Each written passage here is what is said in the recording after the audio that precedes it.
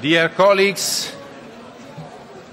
it is time to start, and the first point in our agenda, it is an exchange of view with the General Director Falkenberg on the waste package. As you know, we have a long story back to the waste package. And I'm turn immediately in Italian also because I want to say something before starting our discussion. Mi scuso se lo faccio in italiano. I do apologize for reverting to Italian, but it does make life much easier for myself. And I think that a word is necessary to give a little bit of the backstory of the waste package. Within the circular economy, I think all of us can remember what has gone before. The Parliament began to take an interest in this legislative package, and the hearing that we're having today is part and parcel of that trajectory. But as you know, it's been a lively discussion we've had with the Commission. There's been a great deal of stir around this. And the Parliament wants now to know what we are going to continue working with. Once we have decided on that within the Environment Committee, we want to deploy all of the instruments in our locker. It has meant discussions between chairs of committees in the Parliament and the Commission, and we wanted this package to survive and to be continued. This was discussed at the last Parliament, and there was no overall agreement on the resolution, but the amendments on this particular package got a majority. They did get a majority, which indicates that in Parliament there is a wish and a will to continue dealing with this. So in our exchanges with the Commission in plenary on the working programme, it was clear to us that the Commission intends to bring forward a more ambitious proposal. And we thought that it was ambitious in any case, but they want to come back with something which is even more ambitious. Therefore, our discussion today with Mr. Falkenberg and then the hearing later on today is going to be important for us. It's an important opportunity for the institutions to confer and to try to clarify things. And then perhaps from this will emerge something useful. And the Commission, as I said, intends to come back with something more ambitious. But certainly we in the ENVI Committee, we want to have a discussion on the package. We want to take this as in our capacity as co-log makers with Council. I know that many ministers have spoken out in favour of maintaining the package. The vast majority of the environment ministers have, as Quake Council, have written to the President of the Commission for this package to be kept alive. Now it's for the Commission to take its final decision, but we will certainly proceed. And this is important for us in procedural terms. So I'll give the floor first of all to Mrs. Bonafé, who is the rapporteur on the waste package, for her initial pitch. If you could stay to 5 minutes. And then we'll give the floor to Director General Karl Falkenberg afterwards. Mrs. Bonafé, please. Thank you very much, Mr. Chairman. Can I also thank Director General Falkenberg for taking the time today and meeting with us. Now, I confess, Chairman, that I had not intended to make this presentation. I had intended to get into the particulars, the details of the package, because there are strong points. There are some critical aspects as well. For the first time, we've got a single method for calculating in the waste area, and also targets, and also a ban by 2030 on landfilling. And these I think are the most salient points, but there are critical things as well. Some of the specifics of the proposal might have needed to be dealt with in greater depth, and we will, of course, be able to do that in the next few weeks. Now, you have given us the back story of the story so far over the past few months, and part of that was on the substance of an important package. But you also talked about I think that there's been a lot of things happening in the corridors and behind the scenes. And the Parliament has difficulty in seeing why the Commission intended to put this along with the other ones, which would not be in the 2015 work programme and should be actually withdrawn. Now, I think that you have done the right thing, Chairman, and it's important nonetheless to just cast an eye backwards. This goes way back to the Juncker letter to Vella, because President Juncker then was talking about looking at the state of the art on the package in light of the first contacts between Parliament and Council to get consistency with the Commission's agenda for employment and growth. Then we had the hearing for Commissioner Vella, and the top priority for the mandate was green growth and the circular economy, and the waste package was part and parcel of that. And then, at the end of the day, Vice President Timmermans came along to the plenary session and said, well, the package is going to be withdrawn, and said that by 2015 there would be another proposal which would be more ambitious. That's what the Vice President said, and he said that would close the circle, or close the loop. And now, clearly, the Commission is looking for economic growth with the stimulus and the investment programme from Juncker. We have an impact assessment, and Dr. Falkenberg knows all about that. And we've got the economic facts, which were the basis of that. 180,000 jobs here, up to 2 million jobs. Overall, with the entire package, there's a potential increase in GDP of 1% once the whole circular economy thing is done. We've talked also about raw materials and efficiency of use of materials, between 10 and 40%. And it's certainly true that we need, let's bring on the more ambitious proposal, and Mr. Falkenberg may be able to spell that out, what that means. Are we going to increase those targets? If so, so much the better. Is it going to extend to other areas apart from just waste? If so, let's widen it out. However, the 2015 deadline was the date by which the Commission would come along with this more ambitious proposal. Now, if there are things to be added, will we find time for that? Or are we going to be waiting for that to be added in as well? Will that delay things? Now, the Parliament, as I say, is very gung-ho on the subject, particularly if these are prevention targets. So let's get the proposals, let's start working, let's get cracking tomorrow to work towards those goals.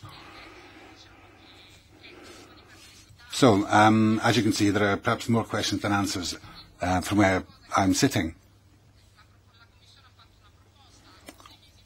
The Commission made its proposal 6 months ago,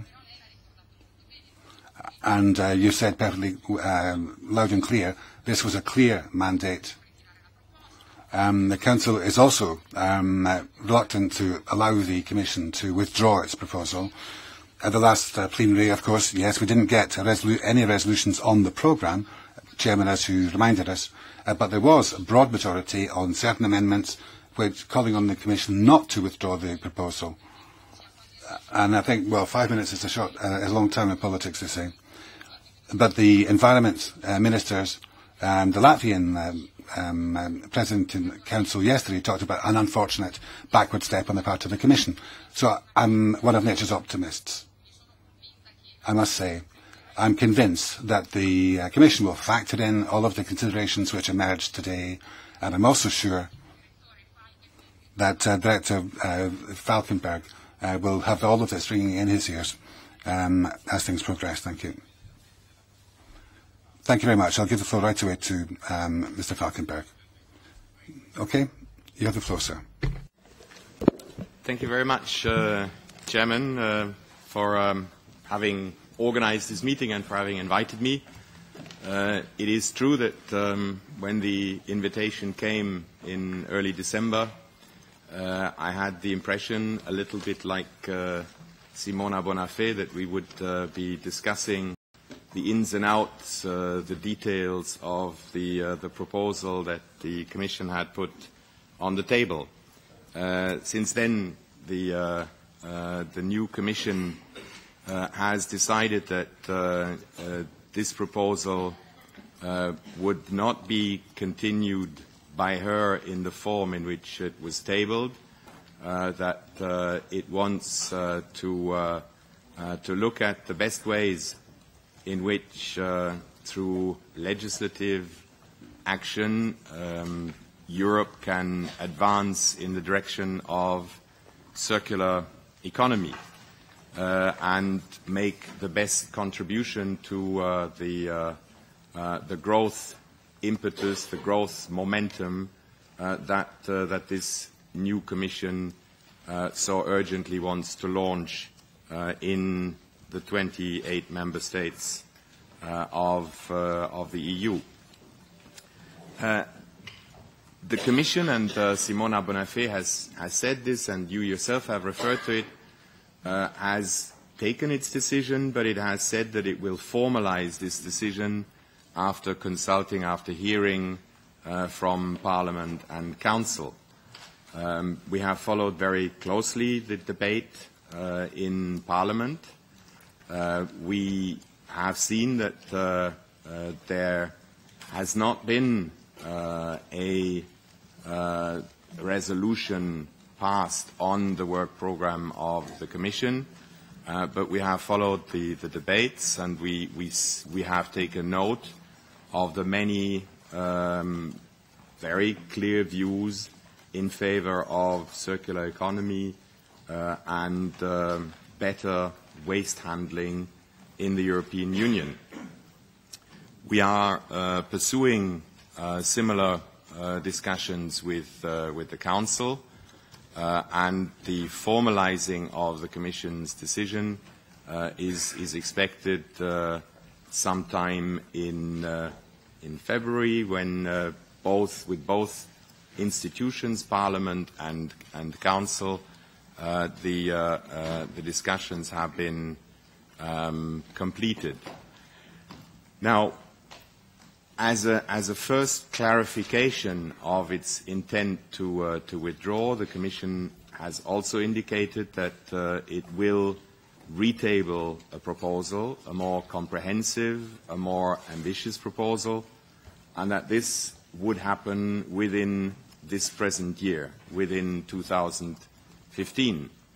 I think this is also a very clear indication that the Commission is picking up the views that have been expressed in the debates here in the Parliament, but it does fit into the overall growth strategy of the Commission. Why then a new approach? I think I cannot define to you in detail what a new proposal would look like, as the work for this new proposal is beginning as we speak. But there are a few avenues, a few problem areas, a few weaknesses about the old proposal that we have already heard about both in first discussions in Council working groups in the Environment Council itself, and there have been points that have been raised by the members of Parliament.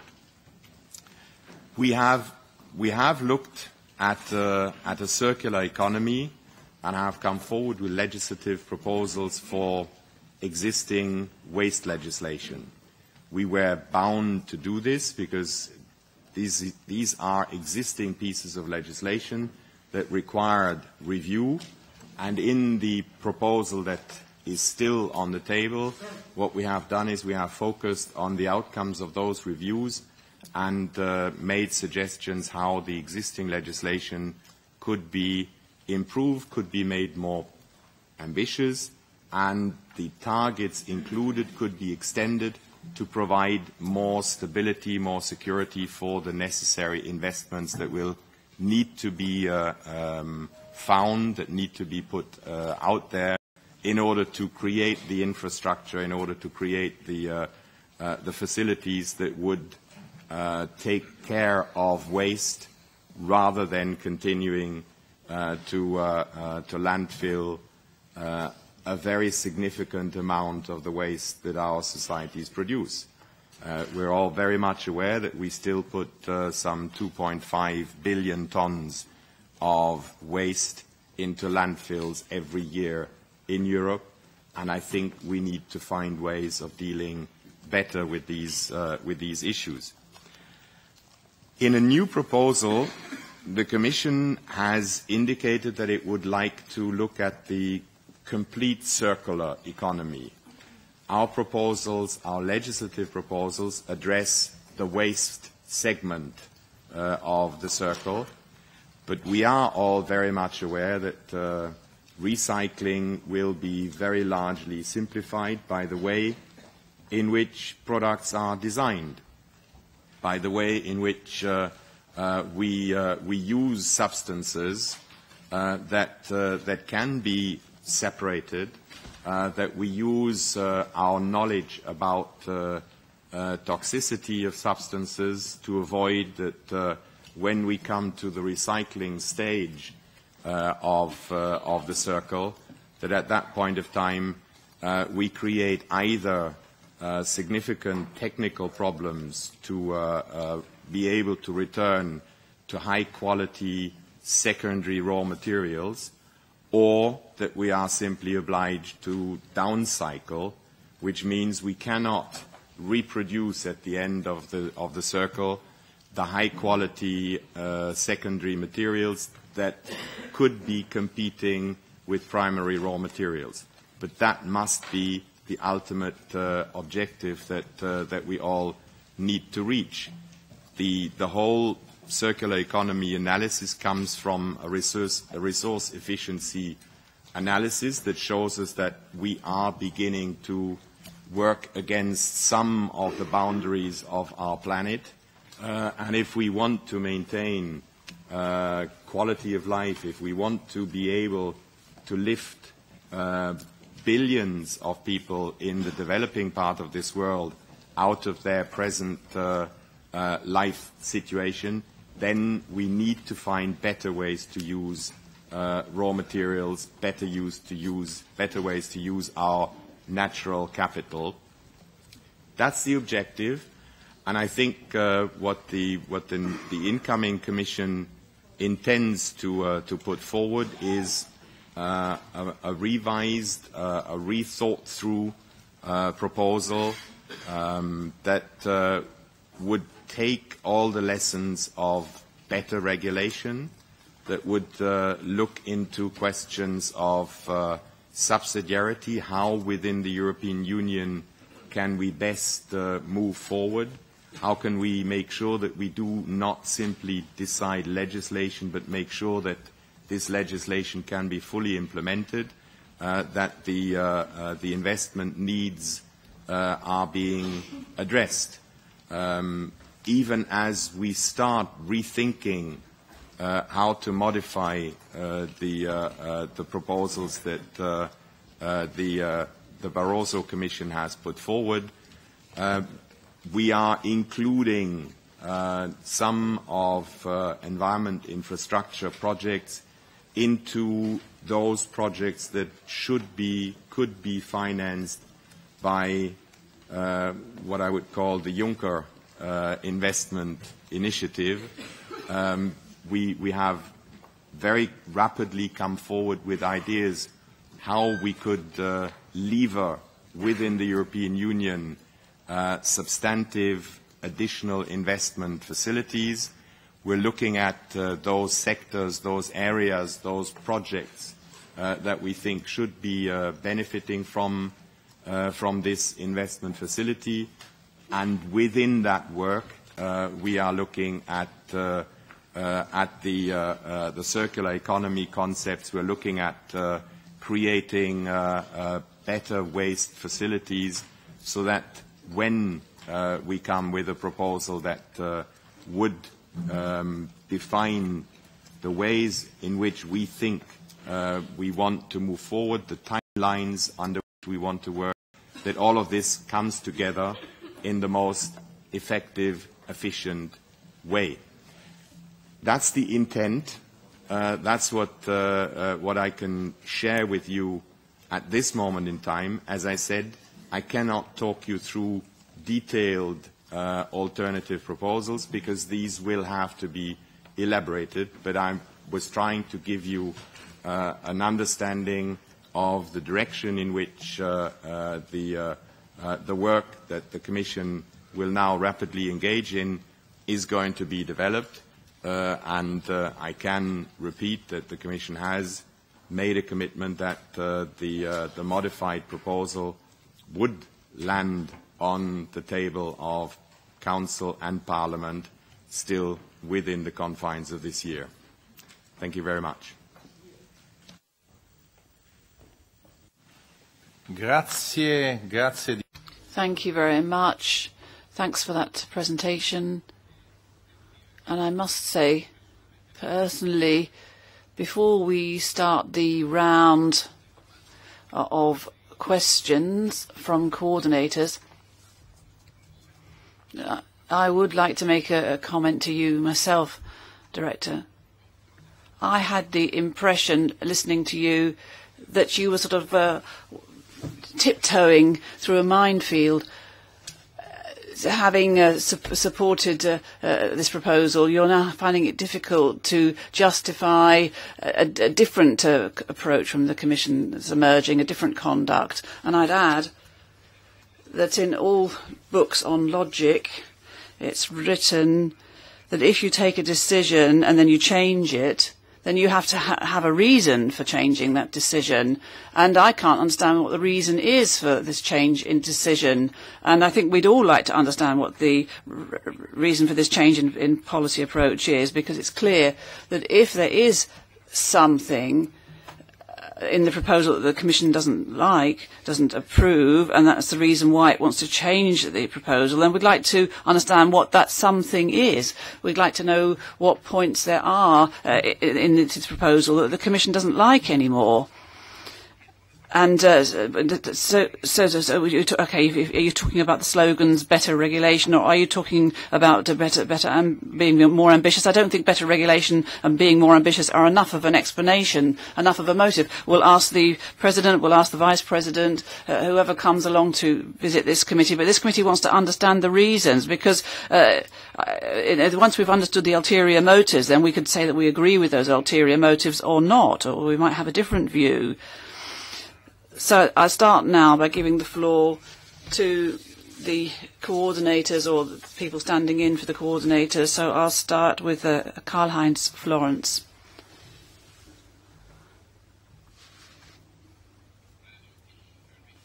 Well, I feel a bit uncomfortable in my skin because I have to acknowledge a highly recognised and highly respected Commission official here, and he said in the past that we only give up once we've been run over, and the commissioner who's responsible here should take note. Well, I would like, Chairman, to say that I'm very dissatisfied. I just want to express my dissatisfaction that the Commissioner himself isn't here. I can't remember any file that was as controversial either in the Commission or in the Council. The Commission kept changing its position, and Mr. Falkenberg said that was bad enough. So where is the Commissioner? He's well paid enough. He should be here. If he were in a private business and if you didn't have the CEO, then he'd be sacked by tonight if the CEO wasn't present for such an important thing. The Commission needs to know what the situation is. He needs to explain to us why we are in these dire straits, and all these substantive reasons I can understand, and perhaps that would tranquilise us as well. But if we want a more ambitious proposal, if we're supposed to get a more ambitious proposal from the Commission, then explain it, make it clear to the Parliament, because the Commission worked for 4 years on this dossier. How can you explain that? 20 or 30 studies were commissioned, and the Vice President's probably not read them. And now, within 1 year, we're supposed to improve this proposal. That's not credible. And this morning, I said that I'm going to actually forget my politeness for once and say my opinion. Say what my opinion is. We are freely elected members of Parliament representing the people. We want to do our job. So I'd ask the Commission to carry on working on this file, because the file's already here in Parliament. And I'd like to know whether the Commission has the legal base for actually withdrawing this and taking it away from us. I'm not a legal expert, thank God. But really, I'd like to see how the Commission explains this to us, that this file has to be taken away from Parliament. And I'm sure Mr. Falkenberg could say something on that. We're going to carry on working on this, and we'll help you to improve the proposal, make it better than it is. Obviously, there are some difficult things in there. Recycling targets, when it comes to, you can't expect the same recycling targets for Romania and Austria. Excuse me, there are disparities, and everyone understands that. But ladies and gentlemen, I don't want any differences between Germany and Italy or Germany and France. We've been in the European Union long enough. We've got to make the effort. We've got to harmonise, and that's why they don't want to. People are actually hiding behind apathy and not wanting to do anything. And I think we've got to make a contribution here to get this going. If I've forgotten any points, well, I just want to say that the climate has changed. Given the new procedure for choosing and selecting commissioners, there were candidates who were available, and there were strong forces in Europe. These are not social workers, and they brought influence to bear. And then lists were drawn up. Yeah, we're going to delete these names. We'll delete that name. And decisions are not taken here or in or even the Environment Committee or in the Parliament, but in entirely different places. And so I think the Vice President and Commissioner Vella should come along here and explain the ulterior moments, and I'll take some Valium for next time, so I'm not as impolite. Thank you. Grazie, Karl-Heinz. Thank you, Karl-Heinz. Mr. de Mesmaeker. Dank u wel, voorzitter. Ik zal Nederlands... Thank you very much, Mr. Chairman. I'll be speaking Dutch for my intervention. Mr. Falkenberg, as ECR Shadow Rapporteur, can I welcome you very warmly to this committee. And thank you very much for the slightly sibylline and cryptic statement. But as we say, I think that you want to... I think you're actually playing your cards close to your chest and not putting all your cards on the table today. But I would pick up where Mr. Florenz left off and say this. Mr. Falkenberg, I was elected here in Flanders, and we are at the very top of the table, of the league table, when it comes to recycling. In fact, we were pioneers on the whole question of the green economy. And I believe that we can use our know-how in order to help everyone rise to the challenges.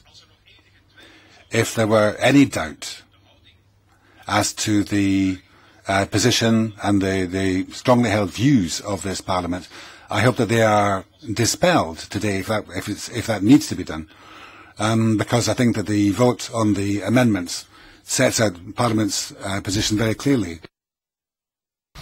The Parliament is foursquare behind the circular economy and that was the message from the voting on the amendments. But again, picking up where Mr. Florence left off, the amendments about keeping the package on the table are very clear, and arguments for withdrawing it are much more tenuous, not at all straightforward. And so I do not know what to expect now from the Commission. Are we going to get a more ambitious package from the Commission? If so, tell us. Or are you lowering the bar for the different member states, depending on their starting position, where they are now? I'm getting signals, and they're very confused. And it's impossible for me to really have a stand-back overview. I look forward to getting a new package, different from the present one, more ambitious. But I doubt whether that's going to be possible according to the Commission's timeline, because that would mean before the end of this year. So, as I say, I'm not at all clear from where I'm sitting. We certainly want to keep up the work on the basis of the proposals.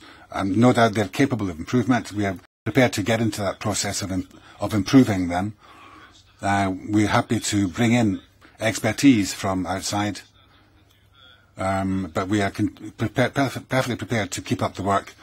The 4th of March, Mr. Falkenberg, we can cooperate, but we've got good practices in Flanders, in Antwerp and elsewhere. We know a thing or two about the circular economy, and we know that you can have high ambitions, and that there is an added value in this package. It can bring benefits in environmental terms, in economic terms as well. And it goes without saying, I think, that the Commissioner and the staff are welcome to join in.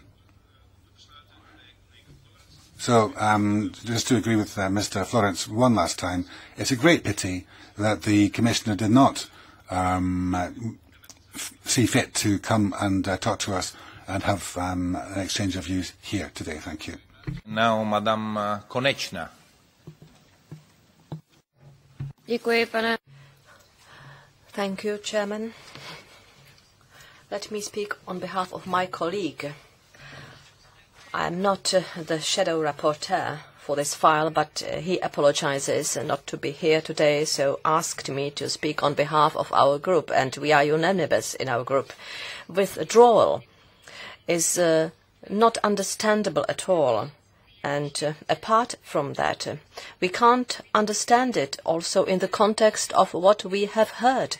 The representative of the Commission is saying that the Commission wishes to prepare a more ambitious proposal by the end of this year.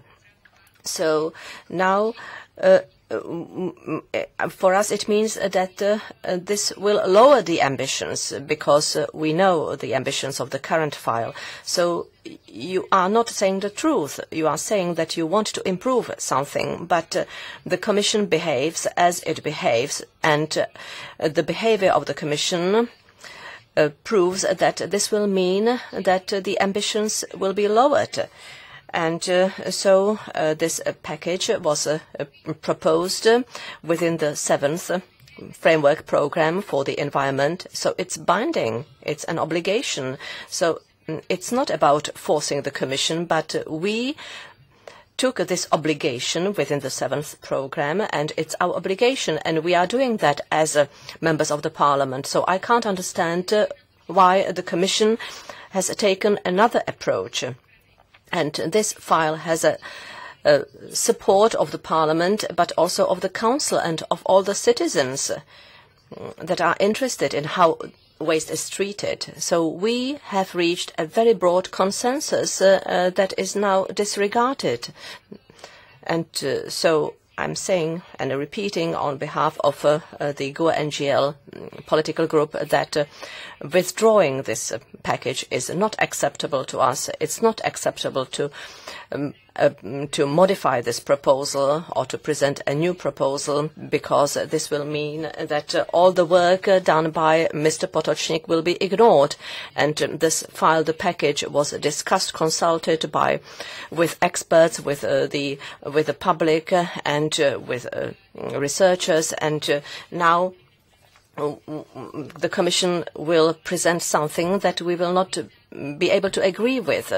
So the basis that has been prepared is a good basis, so the Commission should understand that and make a concession, because if the Commission doesn't do that, it will not be credible, not only vis-à-vis the Parliament, but also vis-à-vis the whole society, the public, that agrees with this proposal. There is a large consensus. So you should be very careful. It is a very sensitive issue, and we should not underestimate it. Thank you. Thank you very much. And now Mr. Jörg Gerbrandy. Thank you, Mr. Chairman, and apologies for being slightly late. My train had delay. Chairman, I'm still puzzled about what the European Commission is doing with this waste package and the whole idea of circular economy. What has struck me from the start of this discussion, when the first rumors arrived Parliament that it might be withdrawn, was the complete lack of rationale and a complete lack of willingness by the European Commission to explain why they were about to do what they were going to do. And to be very honest, I haven't heard any rationale yet. I haven't heard one single valid argument to withdraw the current waste package. We had in the Liberal group Commissioner Timmermans trying to explain it, but he had not one single good argument. He was talking about a circular economy where this package was only dealing with half of the circle, and then he talked about reuse that was not part of it, and about something like carbon components that had to be dealt with. Nobody who knows anything about the subject understood what he was saying, and neither did any one of the other people present in the room. So that is my main problem. There is no rationale. And it seems like the European Commission, for political reasons, willing to show the world that they were going to attack the acquis communautaire, and at least not making it any larger, put it on a list of legislation to be repealed. What Commissioner Timmermans did not say last week in our political group, but that is what I hear now as one of the arguments, that it was not economically enough. It was not focusing sufficiently on the economy. But if you look at the proposal, it starts with the economy. It talks about savings of 600 billion euros each year for European industry. I don't think there is one single area to find in the EU where we can save that amount of money for our industry. So a lack of economic reasoning is not the case. No, this should be one of the cornerstones of Juncker's new program to revive the European economy. So I'm completely puzzled. The only thing that we will see now is that we are going to waste a lot of time, at least 1 year, but I think it will be 2 years. It was July that the proposal was presented to Parliament. We cannot expect a new proposal till the end of this year, so it will seriously end up into a delay of 2 years. And that's not everything. It's not only delay. What I fear most now is that when the Inter-Services Working Group of the Commission is going to work on a new proposal, they rather quickly find out that it's going to be very difficult to propose anything new that is easy to distinguish from the current proposal. So what we will see is that the Commission will desperately seek for things to put in a new proposal that are different from the current proposal. And that does not always mean that it's going to be of higher quality. So once again, I would make a strong appeal to the Commission to rethink its strategy, that we will not say that they had a large defeat when in 2 months' time they will retable the proposal with some very slight changes. I think the European public will be the big winner and the economy, and that is what we're all working for. Thank you. Grazie. E adesso... Thank you very much. Mr. Schlick. Zahvaljujem, gospodine predsjedniče.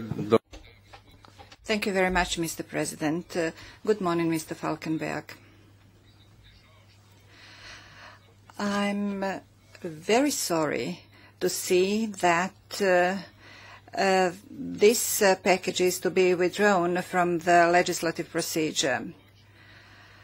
I think it's a waste of time, what we had during the past few years, because a lot of effort has been invested by DG Environment and by the Commissioner Potočnik,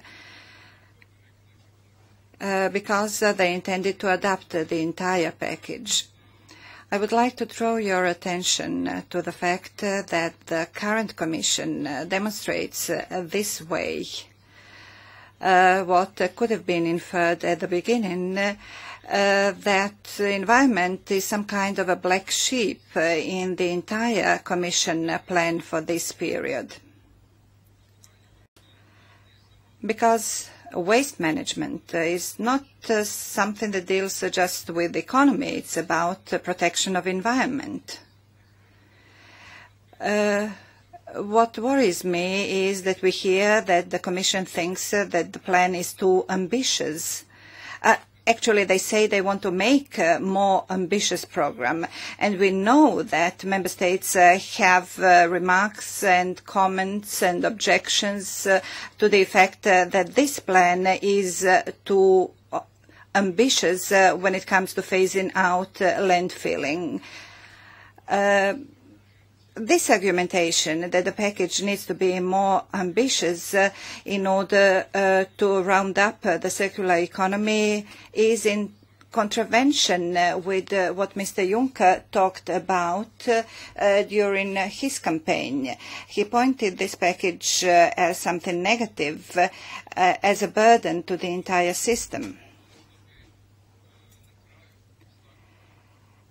Finally, I would like to point out and perhaps a little bit point out in an outrageous manner that the very fact that the Commission wants to withdraw the package is not a signal that might be positive. Because there are many countries that are afraid that they won't be able to meet the target of phasing out landfilling. This will be a message for them that they can extend the deadlines. Thank you. So, la collega Evi. Sì, grazie mille. Thank you very much. I agree as well with the comments already made by colleagues. The decision to withdraw the package is not a good signal, not a good start for the new Commission. It sends out a bad signal. And quite certainly I can agree with colleagues in saying that Commissioner Vella should be here to report to the committee. He should be here to answer our questions, not just bearing the costs already incurred for all these studies that have already been carried out, the impact assessment, the research that's been carried out. This has cost public money, so you had to bear that in mind as well. I'd also like to underscore at this point that in the new proposal, certain points would not be taken up to such a great extent. I'd run through them quickly. The pricing of waste, for example, that option might be dropped. But we need to have the polluter pays principle, and also we need to have a separate collection of organic waste. That's an important pillar, a crucial pillar, so that we can get a proper management of solid urban waste. And finally, last but not least, another point concerning the model of the incinerator and the incineration of waste, which in reality is a model which does not allow you to actually just reduce the amount of waste produced. It gobbles up wastes and it encourages waste production. So I think we've got to rethink this model. We don't want accumulation of waste. In our society at the moment, we're practically encouraged to create waste, and we're very... incineration is used in order to gobble up this huge amount of waste, and so the incinerator is an encouragement to create waste, and we want to move away from it. Thank you very much. So now we've gone through the shadows, and we'll have another quick round of other speakers, and we'll ask people to be brief if they can. Matthias. Fass mich gerne kurz. Yes, I'd be delighted to express myself briefly. It's been said that we're going to get a political commission. That's what Juncker said, and that's what we've got. And I think we're perceiving that now, and people are complaining, saying Mr. Vella should be here. Maybe there are other people, Catherine Day, Hans Sielmeyer, Mr. Timmermans. They should all have been here because this was a political decision to wreck it. And this was was a result of lobby pressure, we have to realise. Business Europe, and some of them are here today. Welcome to you. And it's pretty negligent that this is being dealt with in this way, because where are the problems in Europe? There isn't investment, there's no faith in politics in Europe, and these measures whereby you pretending to withdraw the package because you're not quite sure what's going to happen with the air package. This causes people to hesitate in investment, and we cannot waste any time with getting people to invest. And Mr. de Mesmaeker made a point in Dutch, and he said, I'm an East Frisian, and said, you're basically getting a kick up the rear here. It's more than that, I think. The Commission not only getting a kick up the rear, we're really, really furious.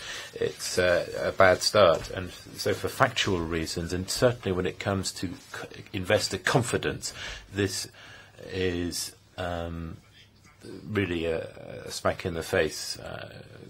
Not targeting this to Mr. Falkenberg as a person, but he's the person who's been sent here, and I hope we'll take the message back that some people in the Commission need to make sure that when they make these political decisions, that they really get up to speed pretty quickly about what's going on here, because we need to get good legislation, but this is getting on people's nerves. It's simply not the right turn. We've got other problems, and we shouldn't be wasting our time about whether a proposal is good enough or not. Proposals, frankly, are never ready, but that's why we're here. That's why the Council's there. That's why it gets improved when it goes through this House, and perhaps we need to think about maybe having a couple of readings rather than one if we can't agree, but that's why Council and Parliament are here. And so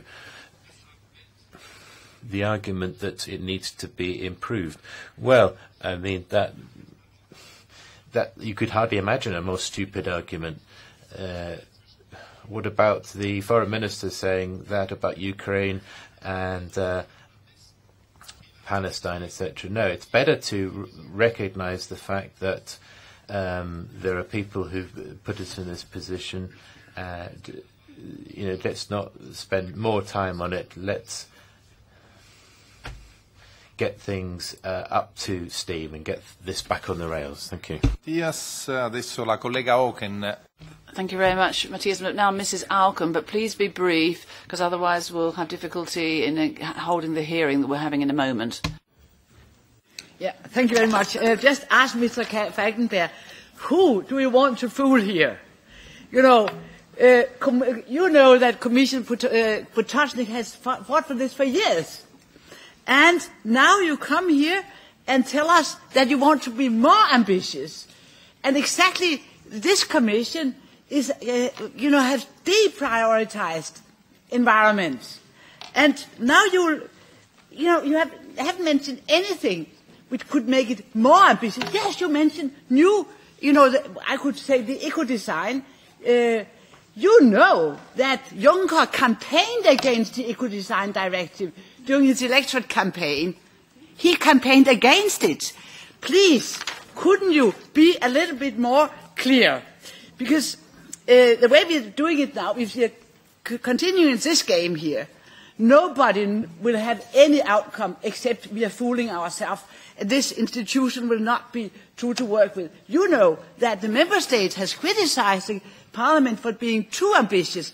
And suddenly we hear the Commission coming here telling us that they want to be more ambitious without any single word aware, except from this about the eco-design, where you really need then to present to us a converted President of the Commission with absolutely new ideas. But I will tell just one little thing which could help him. There's a Danish saying which sounds in English: the noble art of losing face may someday save the human race. Please tell him. Grazie. Adesso il vicepresidente. Thank you very much. Vice Chairman Potts, please. Děkuji, pane předsedo. To bude skutečně krátké. Thank you, Chairman. I will be really brief. I am well known for my favourable position to the Commission, and I am trying to preserve my position all the time. Mr. Falkenberg knows very well, but now I'm losing my patience, because everything that has been said here today is very well known to the Commission.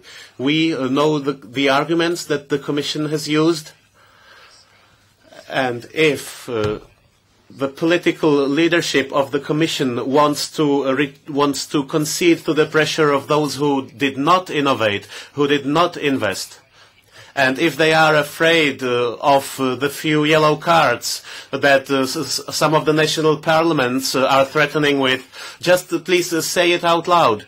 If the analytical teams of the commissions, and there is a lot of them, can't see from the plenary vote in Strasbourg that the European Parliament really wants to keep the waste package, then I'm very sorry, but I doubt strongly whether the Commission can really put forward a more ambitious package if it can't see that the Parliament wants to work on it.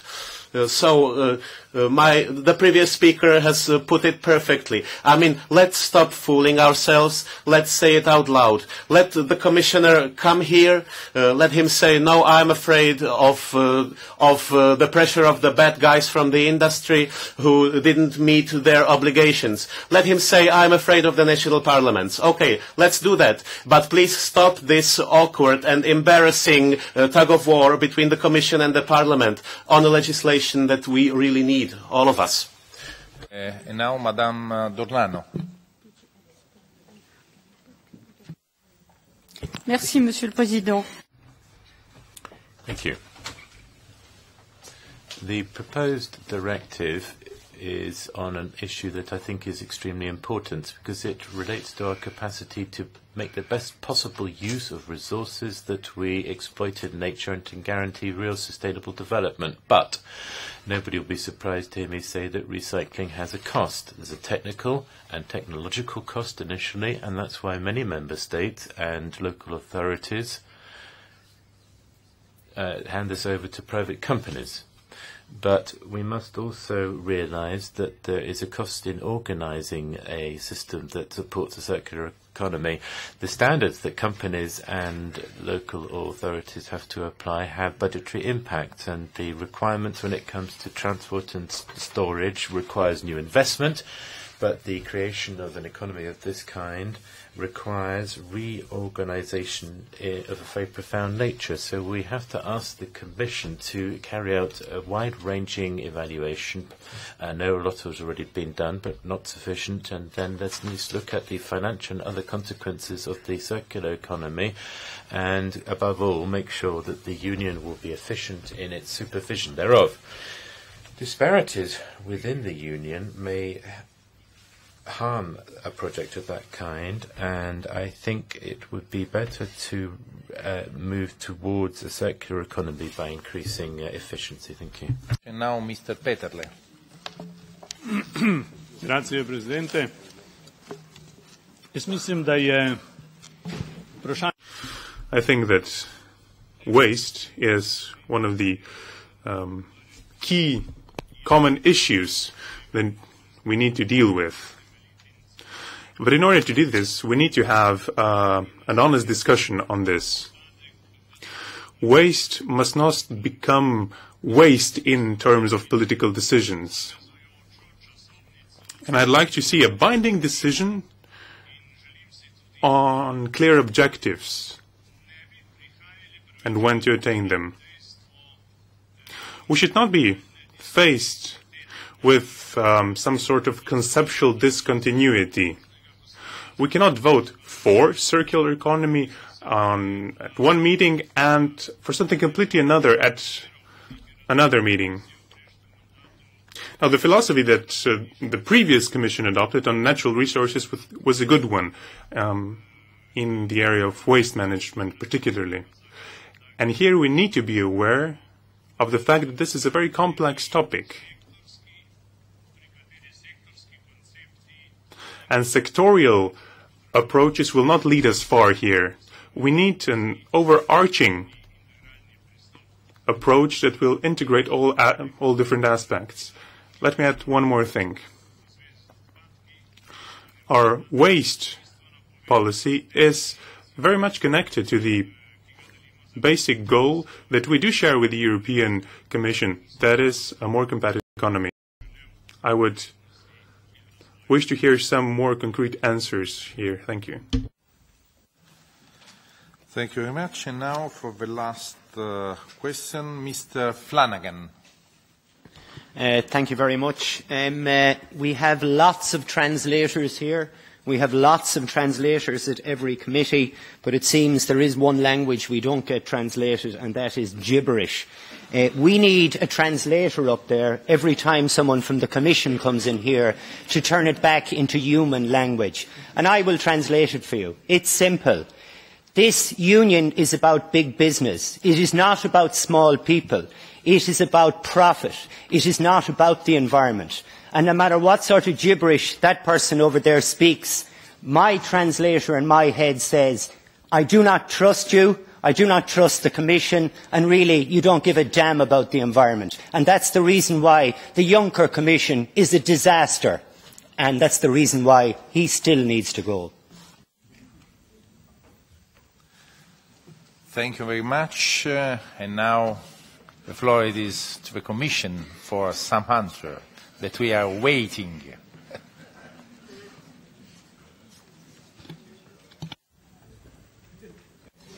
Thank you, Chairman.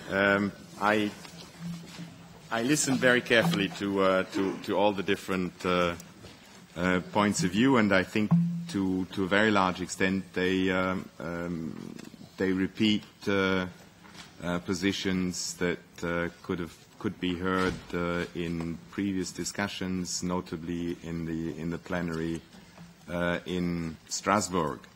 I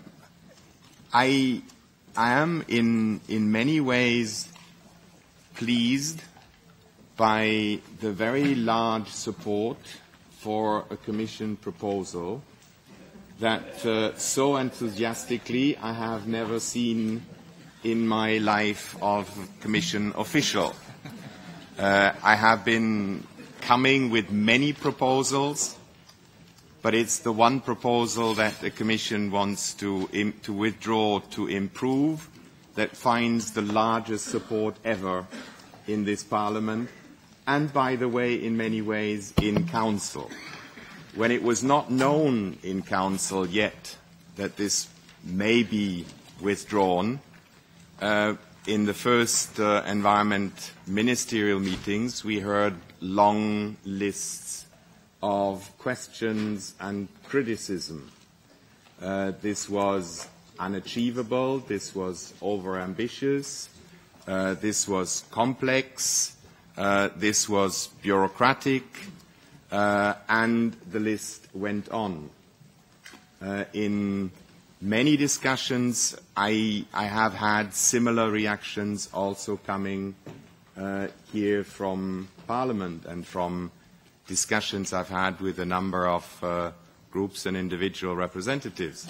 So, in a way, it is very good to hear that the existing proposal is obviously much better understood now and has gained a lot of support.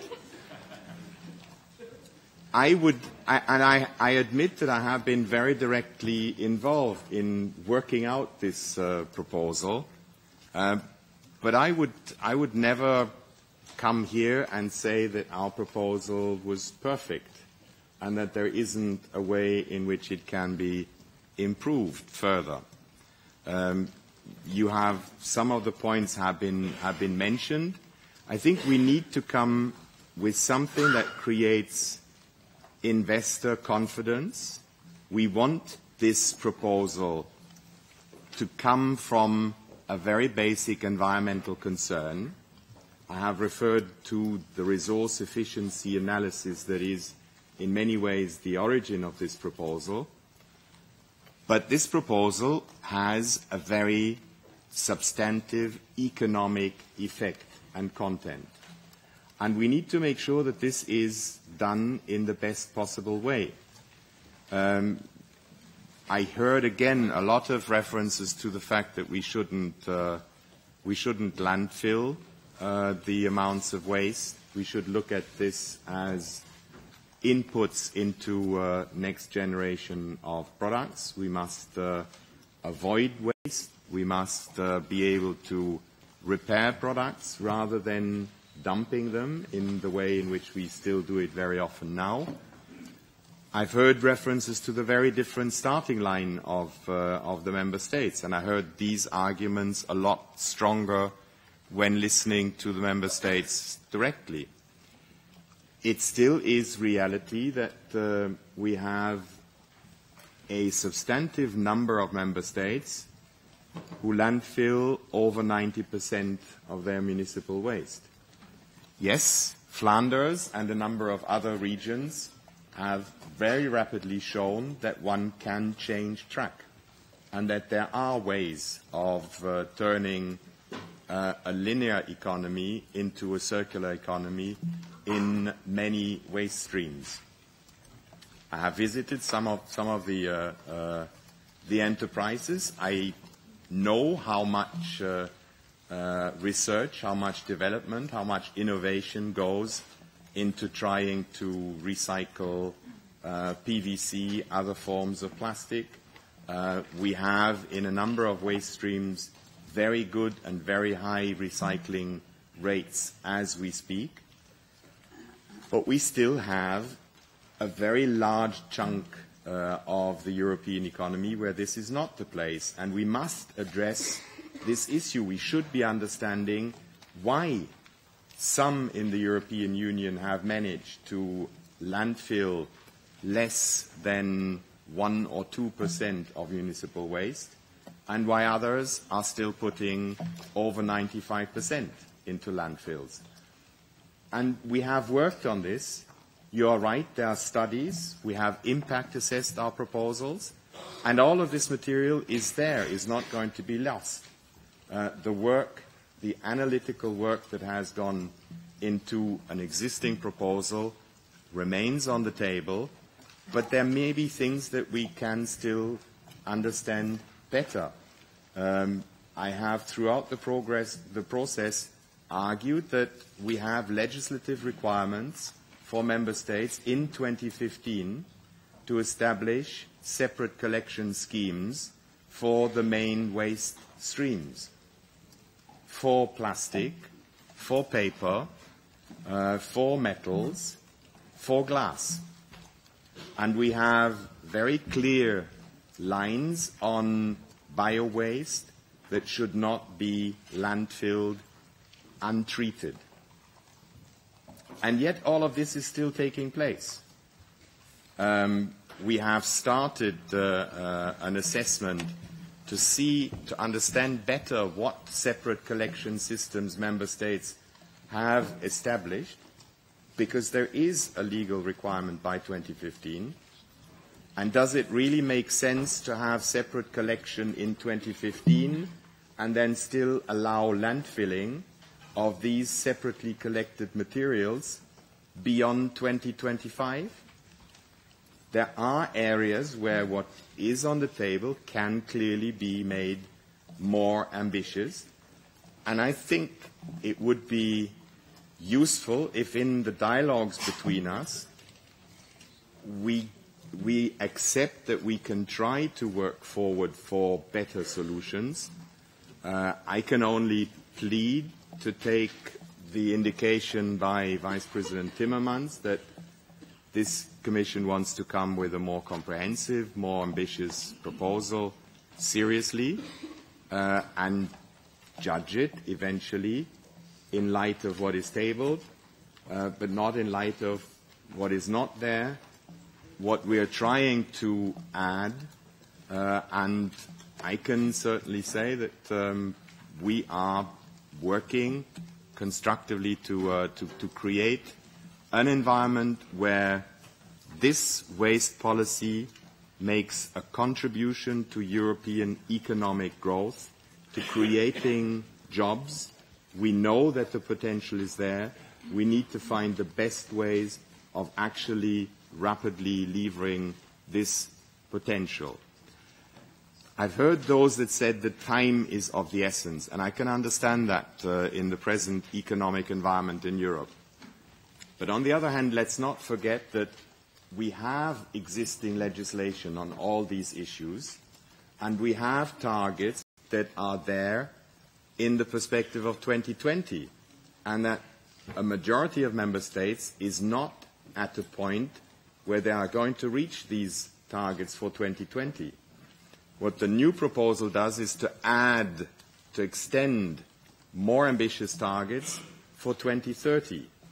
We're not talking about something that is going to happen tomorrow morning. So I think this is an area where we can take a little bit of time, and I can only repeat the Commission, having heard the reactions in Parliament, having heard from Member States, has made a commitment to come back within this year. How ambitious, how much more ambitious, in what areas? I think I've given you lines where there would be additional suggestions coming.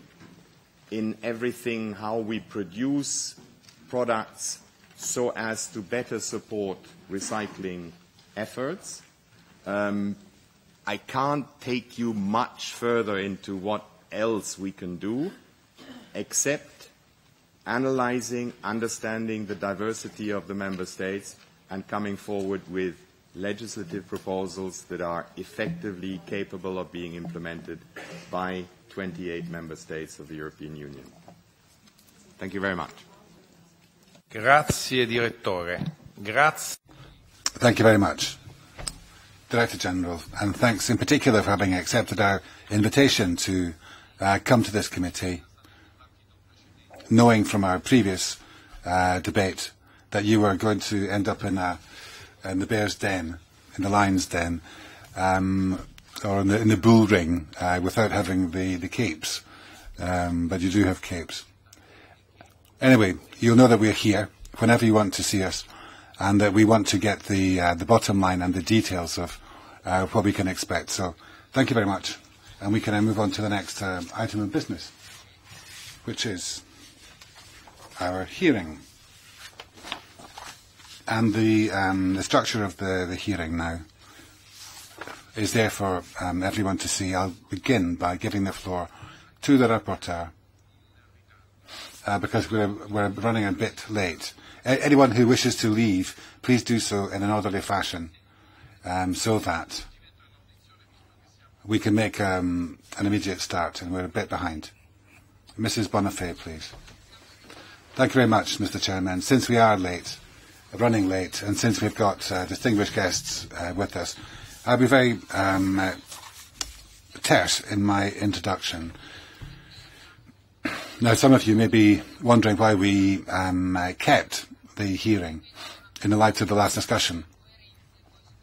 But I think that in order to be consistent and credible, that was the right thing. We had to listen to the Commission clearly to get some enlightenment from them. But I think that there was good reason for us to follow through and to have the hearing. Now, how do we intend to organise the hearing? It's basically divided into two sections. Part one is a general discussion on general reflection on the circular economy, and we'll be listening to stakeholders and looking at the key points set out in the proposal. So, the first part on the circular economy, why? It's clear that the Directive on Waste is an integral part of the circular economy, and that was the bottom line from the last discussion. A transition from a linear economy to a circular economy will take the form of efficient use of resources, higher reuse and recycling targets, but obviously that has to do with waste, no longer regarded as being something to be thrown away, but as a resource. And that's a change, it's a paradigm shift, basically, compared to the situation heretofore. And then the second part is where we wanted to have a discussion on a multi-stakeholder basis.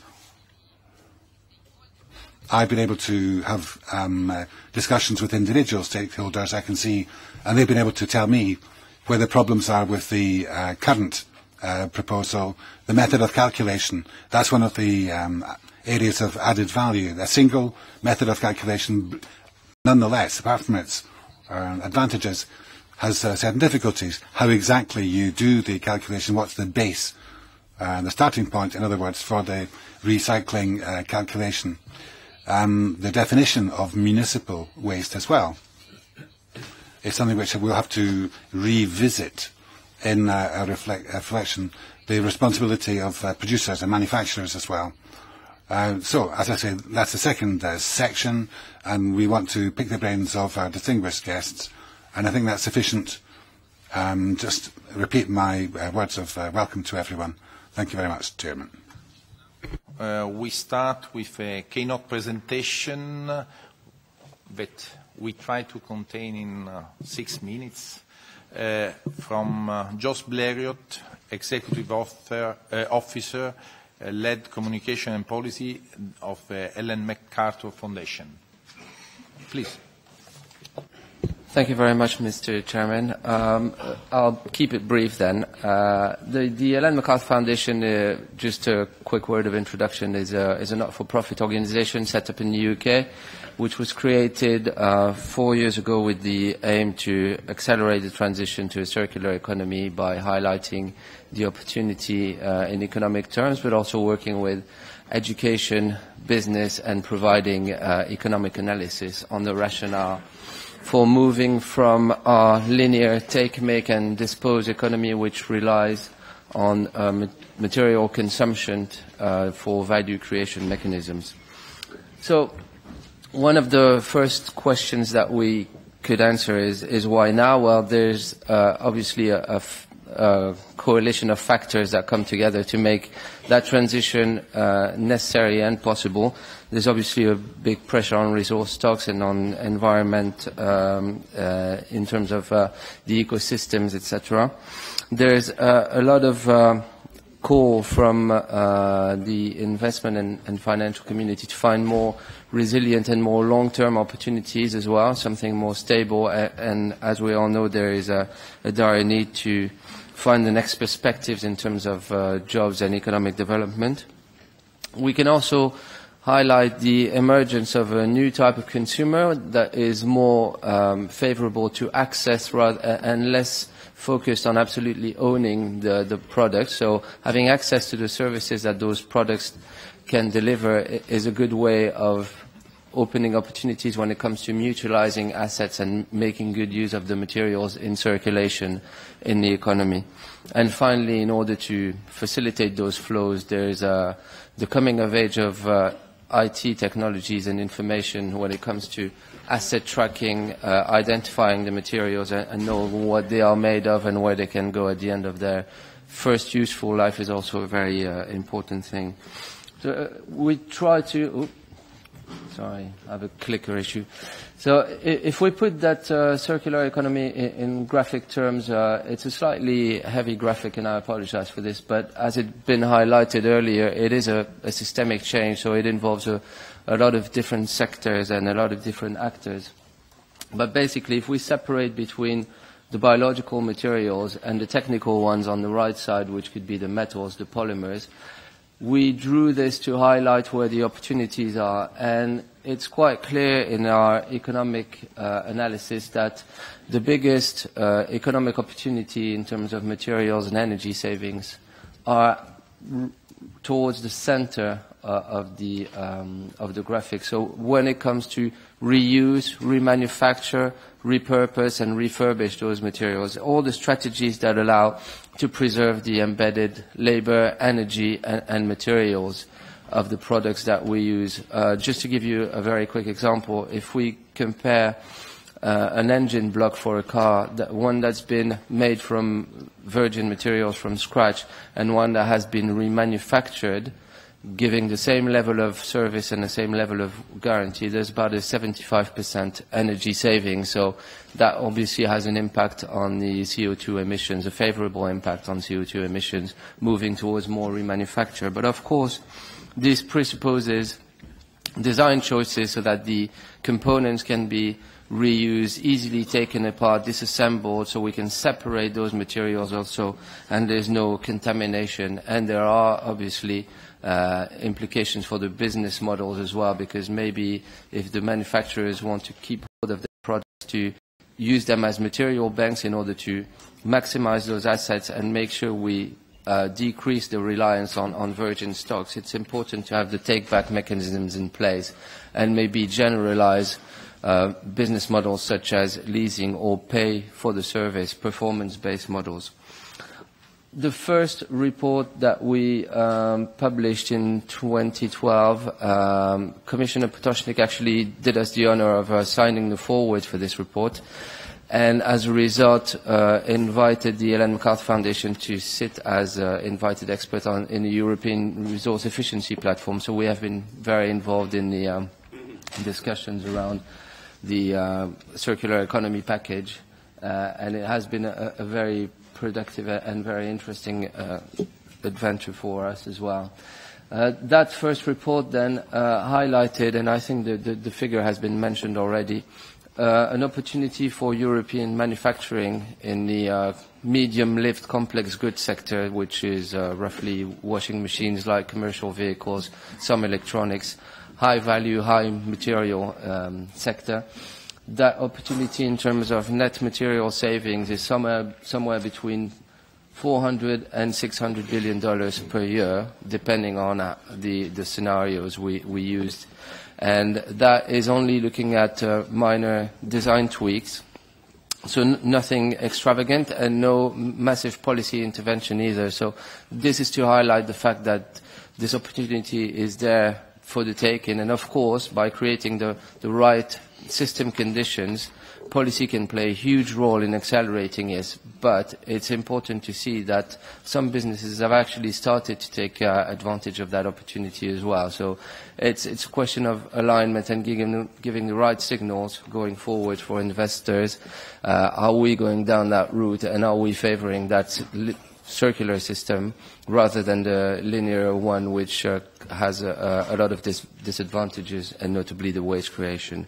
So as I've come to the end of my 6 minutes, I will just finish on one quick word. The second report that we produced looked at the fast-moving consumer goods and tackled more the biological side of the economy. And of course, there is an awful lot to be done when it comes to closing the loops on nutrients, and that way capturing some economic opportunity as well, but also addressing the issues around soil depletion and challenges around nutrients such as phosphorus, for instance. So there is a lot that can be done in reclosing those loops and making sure that the right agricultural byproducts go back to the right systems. So from our side, it's very much an upstream driven agenda, more so than an end of pipe, and seeing waste as a resource is a very important strategy, but also what kind of materials we put on the market, what kind of strategies we have in the economies that can enable those material flows, the maximization of assets, and that decrease on the reliance on finite resources. Thank you very much. Thank you to you. And now we go to the position of a main stakeholder, and we start with Peter Kurt, Vice President of European Federation of Waste Management and Environmental Services. Please. Chairman, Chairman, sorry, can I make one point of order? We don't have handouts of the presentations, or they're not available on the e-committee, or because I can't find it, and it's a bit difficult to see on the screen.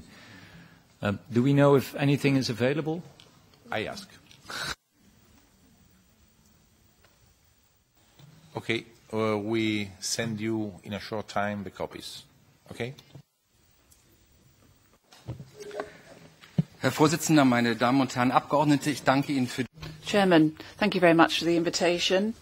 Thanks for this opportunity to represent the European Waste Management and Environmental Services Association. Our association covers the waste management companies from 18 countries, including Norway and Serbia, and our turnover is about 7.5 billion. The circular economy in July 2014 was a part of the package proposed by Commissioner Točnik last July, and it's a very important initiative which we support, and we think a possible withdrawal would be a mistake and it would be a fatal signal. Obviously, the original proposal was subject to justified criticism on the quotas and the establishment of quotas. In order to improve these and to round them up is something which we feel would have been part and parcel of the legislative proposal. Instead of that, now the idea is that there is consideration of withdrawing the package, and the legislative process wouldn't even be started. And as I say, I think that would be sending the wrong signal. An important point for improvement would, in our view, be setting the right targets and ensuring you get the right instruments for that. We're concerned above all about financing of infrastructure and landfill sites for the circular economy. Anyone knows that in the past the funds available were not even called upon, were not even called up. And if funding was called up, it was used for the building and the modernisation of landfill sites, and it led to the and it was actually running counter to creating an effective structure. Now, the new funds do actually recognise the need for a 5-step hierarchy from the waste management legislation from 2008, but now we could more strongly promote new models, public-private partnerships, and we could see real progress. Now, ladies and gentlemen, the European level is absolutely crucial. That's not just important for creating the framework. This is also important for the implementation. We'll need a European waste management plan in order, in a pan-European basis, to have access to the necessary landfill site infrastructure, and we need a waste infrastructure which reconcile with our waste hierarchy. At the moment, we get a separate collection, and in fact, we need 5 million people to run the waste management hierarchy. But that only be possible if we think above the level of regions and work above the level of regions. So many people think that we have to develop the ecology. It's part of developing our market economy. The earlier Commission had a very ambitious waste management policy and had talked about creating the possibility of creating 580,000 jobs. And in Germany, in our branch, in our sector, we have more than 250,000 people working already. And I think that the employment effect would be possible, definitely possible. And the sector is in favour of reducing greenhouse gases, and it can also help to create renewable energies and reduce greenhouse gases. So we really have to see that this is about jobs and growth, and we shouldn't drop these initiatives. there are certain very important initiatives that could be part of this whole programme, and a possible withdrawal of the waste package would, when it comes to the developed structures in Scandinavia, Benelux and Germany, this wouldn't do too much damage in those areas, but that when it comes to the new member states, they are all experiencing serious difficulties, and until 2020, they'll have difficulties in getting recycling quotas of up to 50%, and specifically in these countries that a withdrawal of the package would be understood as a signal that, given all these difficulties, that they would find that there was no backing wind, no support coming from the Commission. So please don't send out this message, don't send out that negative message. That wasn't the important thing I wanted to convey today. Thank you. Thank you very much. And now we'll call upon Piotr Barczak. European Environmental Bureau. Thank you very much, Chairman. My name is Piotr Barczak. I work for the EEB, European Environmental Bureau, and I thank you very much for inviting EEB and an NGO, Voice of the Citizens, to this hearing. It couldn't be more timely, the hearing, as we see the attention for the waste package, circular economy is huge. And probably this is the only advantage of the whole noise around withdrawal, the attention given. And we should definitely build on that and mobilize to whatever happens, mobilize and work forward better waste management and share the experience. EEB is the largest environmental federation of environmental NGOs, over 140 members with memberships, total of 15 million citizens. But here in Brussels we work with a coalition of NGOs, and I invite you to take the statement there on the table, where we point all the counter-arguments to the false arguments of Mr. Timmermans, who has who plans to withdraw the proposal. None of his arguments are actually stand up to a scrutiny whatsoever. But let's talk on the substance. I'm sure during the debate we will come back to political issues, because all of this is just politicking. You remember this document, 7th EAP, living well within the limits of our planet. Binding targets discussed and adopted here and by the Council. And this is the guiding document that we should really take into account. We say A, we have to say B. Waste proposal that we discussed today is so far, I think, the only concrete tool to achieve those binding targets. For objectives, like objective number 2 on resource efficiency, or objective number 4. Good for our environment, our health and our wallets. This proposal is definitely going to that direction, and there is no need to procrastinate this proposal. Otherwise, we will not achieve those binding targets by 2020 as stated there. I would like to thank all of those MEPs, you, dear MEPs, who supported the votes last Thursday opposing the withdrawal of the air quality and waste packages. We see that there is no coincidence that 3 of those amendments were voted in majority. So even if there is no resolution because of clear political reasons, as I say, politicking, there is clear message from the Parliament, and European Commission cannot turn their ear deaf on that. Absolutely. Also, there were letters from members of Parliament. There were Council conclusions in October, even if the Member States said some scrutiny reservations, but they still welcome the package. Then the December Council also, we see a very strong support for the package as it is currently, so opposing the withdrawal. Committee of Regions and European Economic and Social Committee, they started working on that. So we see all the stakeholders already working on that.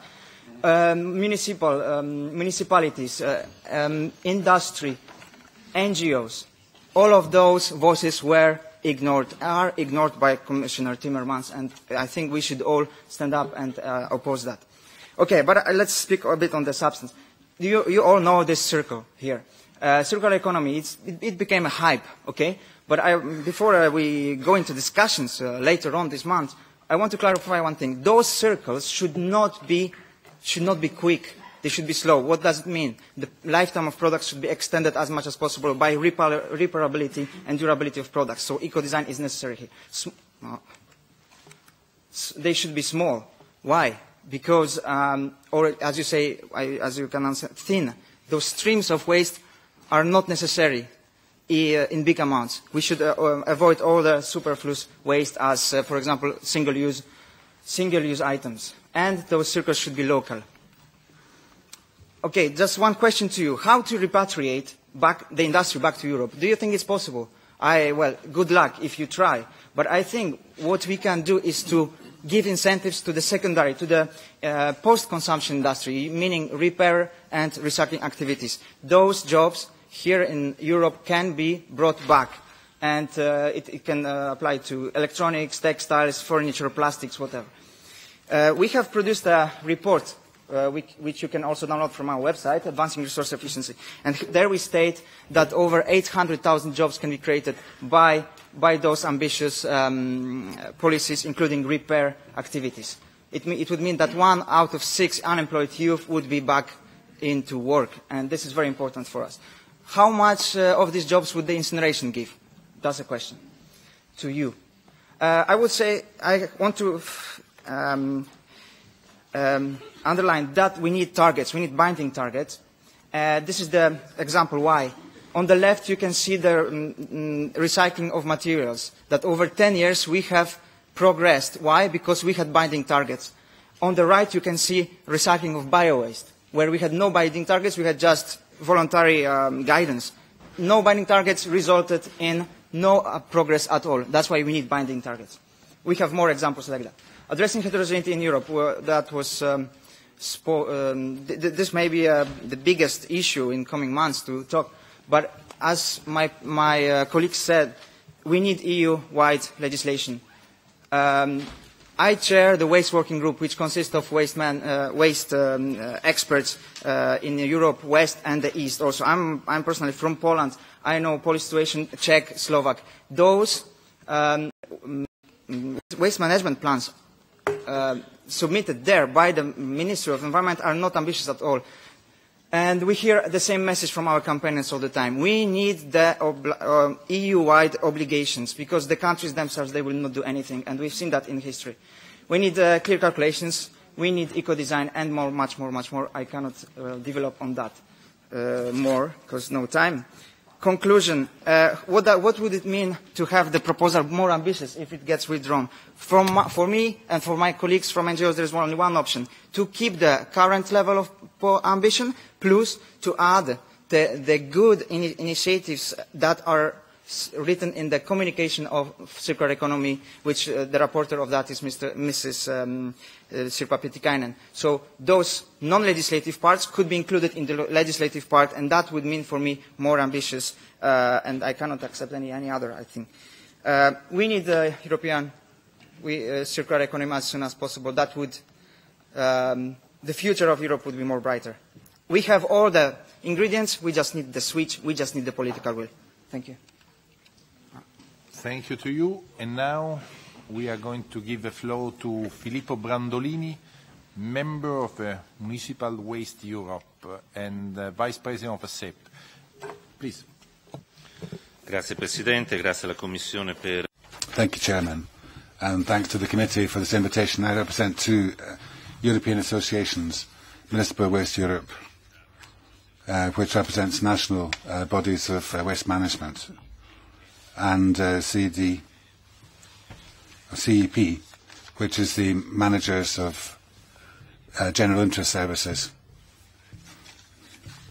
And CEP is one of the 3 social partners recognised in the Commission, by the Commission.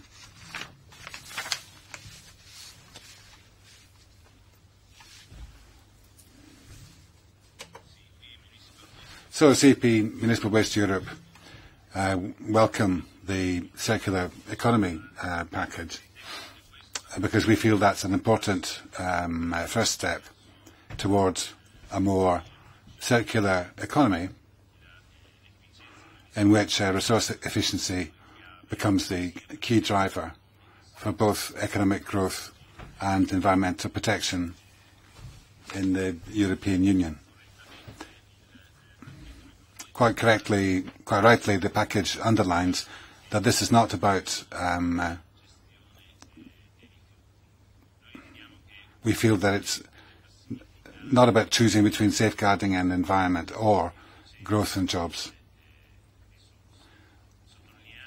we also underline the fact that in order to get the best out of the waste hierarchy as part of the circular economy, we have got to begin from prevention and reuse, preparation for reuse, because that's fundamental to the achievement of the whole package of the circular economy. The circular economy package, we want that to be maintained because of the substance and what it represents. The circular waste package gives us a new definition of municipal waste, and we feel that that definition should be fully in line with the original condition of the waste and not be connected to the size of the company, nor to the methods for collecting the waste. And that definition should be based, as far as possible, on the terms set out in the European Waste Catalogue. We also feel that the objectives, the targets for recycling have got to be ambitious, have got to be high. And the priority is to set out a single uniform method for all of the member states for the calculation of the recycling target. We believe that the calculation model should be based on the output from first selection. We also draw attention to the fact that ambitious targets is one thing, but they must be accompanied by them being realistic and attainable. And the new waste targets, therefore, we feel, should be elaborated and adjusted, taking into account the context, which includes a number of things. A new definition of municipal waste, a new calculation method, and also the recognition of the range of achievements in waste management among the 28 member states. We also feel that recycling must be increased in terms of quantity and in particular in qualitative terms as well. Which means that the waste being managed can be properly processed. For that, we require specific recycling targets which should be set for the key waste materials. And this would include food waste, the organic part of waste. We also feel that extended producer responsibility is one important tool, among others, if we are to achieve a real circular economy, and can be very effective in the successful achievement of high and ambitious recycling targets.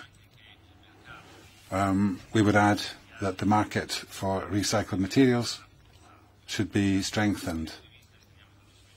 There we feel that the development of ambitious end-of-waste criteria could be a major opportunity to pursue.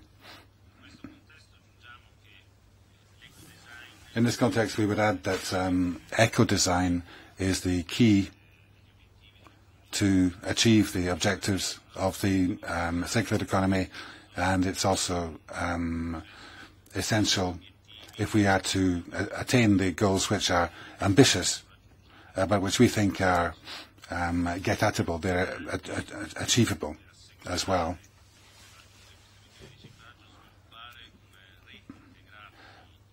We need an integrated network of plant and equipment for recycling and recovery. we need to keep up with technological development on the selection front and treatment of the organic part by means of anaerobic digestion. Already pilot projects are underway. We've got examples in a number of member states, and that's important if we're going to increase growth and jobs in our various member states. The performance of member states in this area tells us that there is scope and opportunity for recycling and recovery. Then finally, just a few words on disposal and landfill. We believe that reducing landfill is one of the targets which has been set out in this package, and that's a key one if we're going to pursue the objective of the circular economy. This has to be set at realistic levels on a phased, incremental basis with steps which can be achieved one after the other. And those steps are important to take us to 2020 and thereafter to 2030. The objective of reducing landfill as being one of the objectives of recycling, that should be applied to all waste streams and not just municipal waste. Thank you. Thank you. And now we have the final keynote speaker before passing on to throwing this open. Virginia Janssens is from the European Organisation for Packaging and the Environment, Europen. I would like to thank the Chair and Rapporteur for inviting Europen to today's hearing. I also wish to thank the Shadow Rapporteurs and other honourable members for making the time to attend. A majority of MEPs have given support to keep the current EU waste package, and holding today's hearing is a strong signal of that support, as Ms. Bonafé said already. From the start, Europen has supported the waste proposal with room for improvement on 3 essential points, which I will outline. We will continue to work constructively with you, the Council and the Commission, to get this right so that the waste review can effectively achieve the circular economy objective. Now, Europen stands for the European Organisation for Packaging and the Environment. We are an unusual organisation in that we represent the balanced views of a whole supply chain, from material producers through packaging manufacturers to packaging users, the brand owners. Our views are cross-sectoral and do not favour any specific packaging material. And European members have been collaborating for over 20 years to make packaging supply chains in Europe more resource efficient. For this, we support harmonised legislation in Europe in which businesses can operate, stay competitive and further innovate to deliver packaging solutions which respond to environmental, economic and social needs. We believe that the circular economy objectives can be supported by a clear, achievable, fair and harmonised EU legislative framework. As said, we support an EU waste review that addresses the following 3 policy needs. 1. Define the what, harmonise definitions and methodologies as a basis for realistic EU recycling targets. 2. Define how to get there. Develop an EU framework for extended producer responsibility for used packaging. And last but certainly not least, safeguard the internal market. The free circulation of packaging and packaged goods must remain an underlying principle in the Packaging and Packaging Waste Directive. These 3 policy needs will help enhance legal security, drive innovation, new technologies and our competitiveness in Europe. In essence, it will enhance businesses' contribution to sustainable growth and jobs. Now allow me to take my remaining minutes to elaborate on our 3 points. First, we need to establish a clear starting point for measurement with workable and harmonised definitions and methodologies to measure recycling rates. And we must ensure these are consistently applied across the EU. Step 2 is about setting realistic EU recycling targets based on Step 1. Now, why are we asking the EU to legislate on this? Harmonised measuring and reporting on packaging recycling is the basis for sound waste management planning and investments. and will identify real gaps and challenges that need to be addressed to meet targets. Why realistic targets? We all know that implementation of parts of EU waste legislation by member states remains a challenge. Significant differences between member states continue to exist, in particular in achieving the EU targets. The differences, such as in waste management infrastructures, levels of performance, need to be taken into account when setting higher EU targets. After the what to measure, we need to address how to achieve these packaging recycling targets. And this brings us to EPR, Extended Producer Responsibility. It refers to the level of a producer's financial and/or operational responsibility for a product extended to its end-of-life phase in order to help member states achieve their targets. As a result, EPR schemes for used packaging have been set up to help producers fulfill their legal responsibility. However, in order for EPR to remain a successful policy tool, we need binding EU minimum performance requirements for EPR in the Packaging and Packaging Waste Directive. And this accompanied by EU guidance on roles and responsibilities for all actors involved in packaging waste management. In line with the subsidiarity principle, member states should remain free to choose whether to implement EPR and should retain the flexibility to structure these schemes in a way that reflects national and local realities. Now, why would industry ask for more EU measures in this area?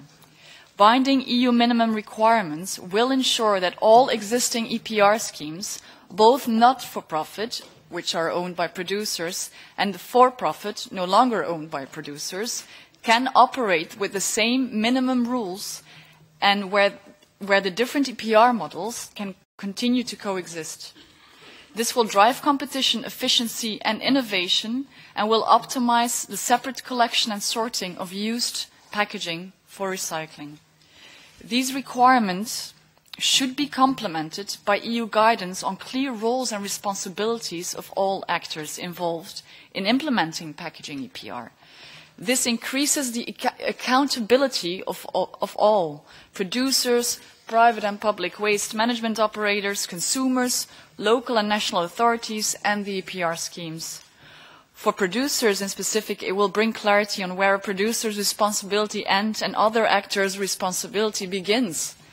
We cannot accept that the Commission's legislative proposal places the full cost of waste management on the producer without first clarifying the roles and responsibilities of all actors involved.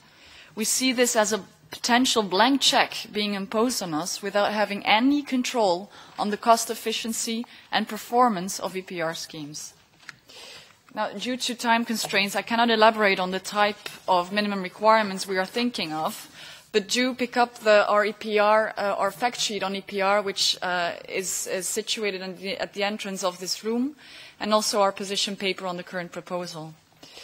Now let's go to the third point, and last and certainly not least, the internal market principle is and must remain the backbone of the Packaging and Packaging Waste Directive.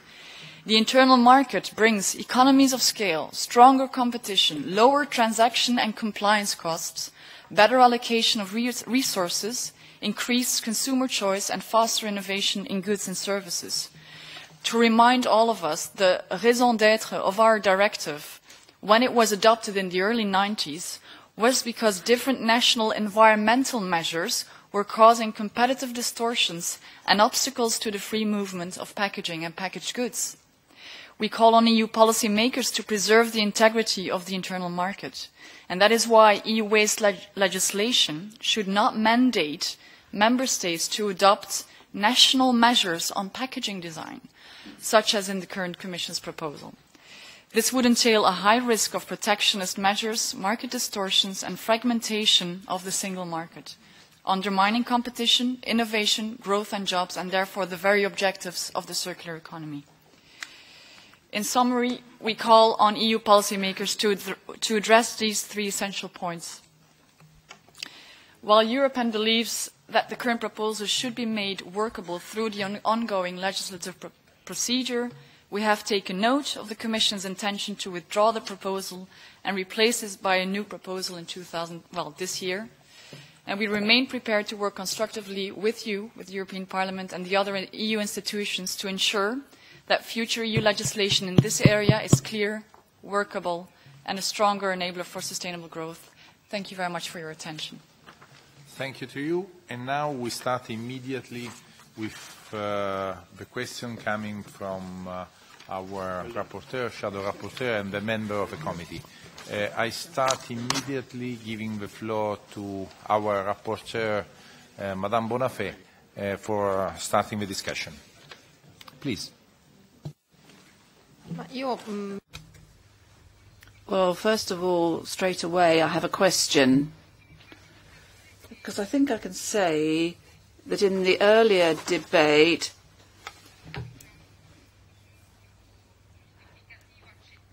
the only acceptable justification for the withdrawal from Director General Falkenberg was to say that what is missing is a specific chapter on how we would finance infrastructures which would lead us to be able to meet ambitious recycling targets as set out in the package. So one of our rapporteurs talked about the structural funds, but alongside the structural funds, we know that today there is the Juncker investment programme that's available as well. So my question is, and my question to the speakers is, how do you think that the investment plan can be improved to help us meet the recycling targets that have been fixed? Thank you. We have other. Jan? I had exactly the same question, so I'll just listen to the bright answers that we can expect. Okay. Other question from the members? No. Okay. We are ready to start another time from the first speaker to listen your answer to the point out by our rapporteur. Please. Thank you very much. I think there is a need to invest in schemes and infrastructures that would help the reverse logistics and the collection, because we see in our economic work that a lot of that circularity hinges on the fact that those materials do effectively come back into productive loops, and there is, in that sense, a need for those reverse logistic capabilities to be enhanced. There's another need which is in the field of material design and material choices as well, and investing in more design for disassembly, more capability when it comes to material choices that can be fed back to those loops, and that means also not creating hybrids that cannot be separated and hampering the ability of those materials to go back into productive cycles is very important. So collective collection schemes, reverse logistics. Also, there probably is a very important potential to look at the opportunities that lie within bio-derived materials and what can be made of that. So boosting that bio side of the economy in terms of research and development on new materials that can take a new place within the productive loops, be either fed back to the ecosystems and then enhance natural capital, or be kept into the system, because some of the bio-derived materials can, to a certain extent, replace some durables as well. So new materials, reverse logistics, and design capabilities when it comes to disassembly and remanufacture. Thank you. We can continue. Vielen Dank für die. Well, thank you very much. That very interesting question. In recent years, Fiat has dealt with this very intensively. How are we going to get European funds into those member states which hitherto haven't had the plant infrastructure that is required for a recycling economy? And in recent years, what we've noticed is that some of the funds from Brussels are not actually being drawn down, but if they are and implemented, they don't end up fitting in with the waste directive hierarchy. And so modernization and new landfill sites are being financed.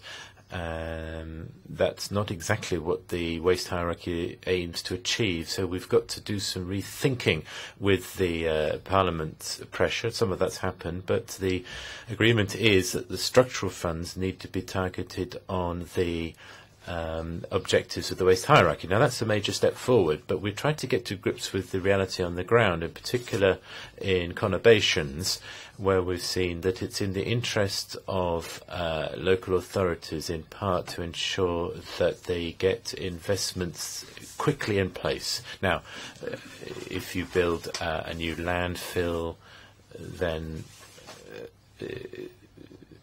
that's one thing, but if you're going to have waste sorting or various plants for recycling, you'd have to long lead times, and you have to think about capacity, and you have to think about it in a longer time frame. So our proposal is that we should, in the future, ensure that we don't just have public investments, but also, for example, public-private partnership investment models, because that gives us the possibility to factor in private know-how into public waste and recycling plants, so that this works for municipal waste. And we are going to, I think, with the PPP model, get a lot of progress and be able to achieve really quite a lot. So you will see an increase in the price of landfill, and this will be to the benefit of investments in plants that help to simply reduce the quantities of that waste. And if we can get further funding brought to bear, for example, from the new fund, as has been mentioned, then that would also take us in the right direction. I think we could an awful lot in the new member states, and it seems so silly on the one hand to have a program of that you follow and then a very specific initiative like the fund, which is then rejected. Shortly, because my colleagues, they said very well explained what we need. I would just add that we have to be very careful, especially in eastern countries that have to catch up on recycling, to take care of not investing in overcapacity of waste energy. But just one thing, I have a doubt here. It is not right to say that the justification for withdrawal was that the investment plan of Juncker would apply. I think, maybe I'm not right, but the investment plan of Juncker would apply even if we stay with current proposal. But I may not be right. Maybe you can clarify. Grazie. Il dottor Brandolini. Sì, grazie. Thank you. We feel that certainly we should support research activities into materials and into products in order to promote their later recovery and to make them more recyclable, in order to promote also the lengthening of their useful life. And it's also a good idea to support research into systems and plant which would allow you to recover and recycle waste and increase the efficacy of these systems, but also to be able to recover waste flows that that operators don't pay so much attention to now, that public opinion isn't so aware of, but which, if they were reused and recovered, could they could be reused. They wouldn't necessarily need to be disposed of in landfill. So we're talking about they could be used to make sludge or to reclaim land, or I'm talking about waste coming from incinerators that could be used. But above all, and more generally, we need to promote in those regions of Europe that have less infrastructure. We need to promote the creation of integrated systems based from going from the collection up to the network of infrastructure and plant that be used for recovering and recycling waste, or plant used for final disposal. So we would come back to ensuring that we have plans for these areas and these regions, and in the light of these plans for these regions, we would plan the provision of infrastructure and plant for the entire cycle, which would allow us then to achieve the goals of the circular economy. Thank you.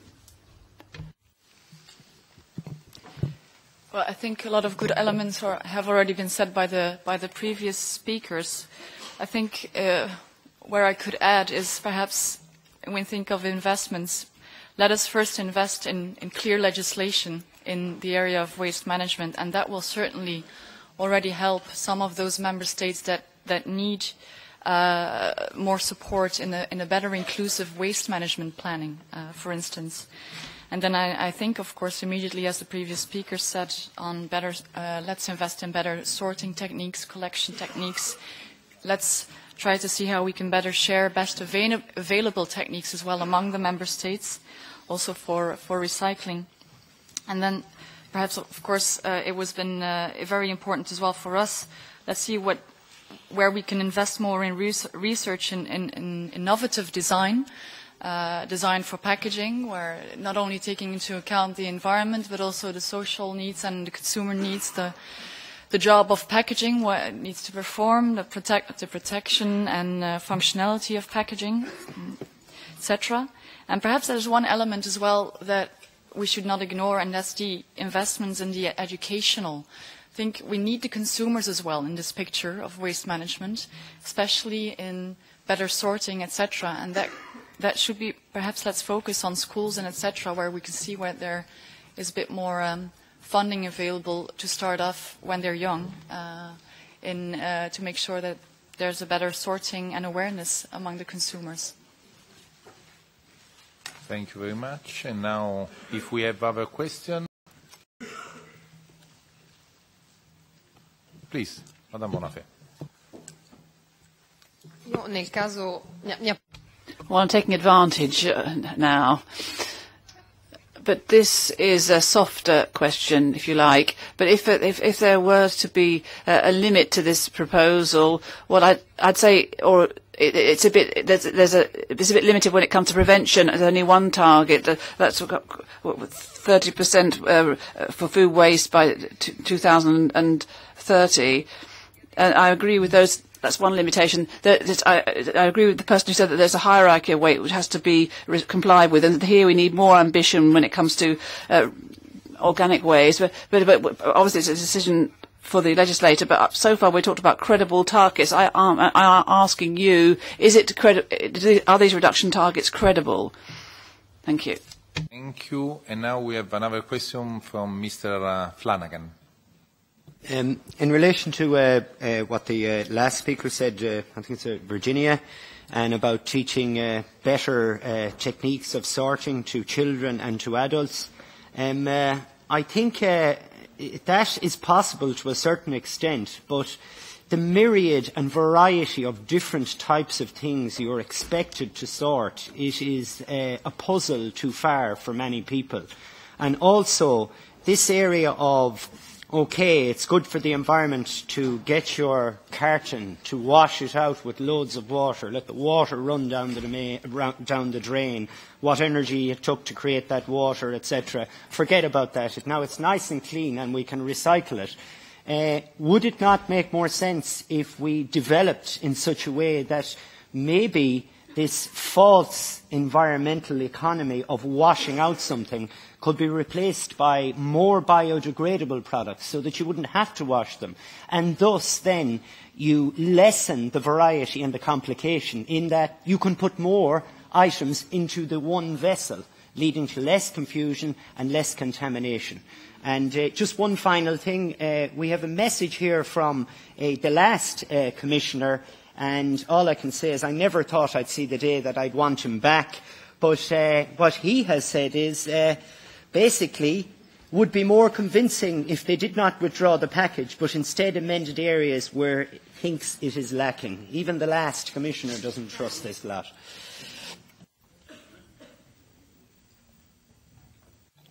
Thank you very much. And now I give the floor for another short tour to the speakers for having your answer to the question put on the table by our members.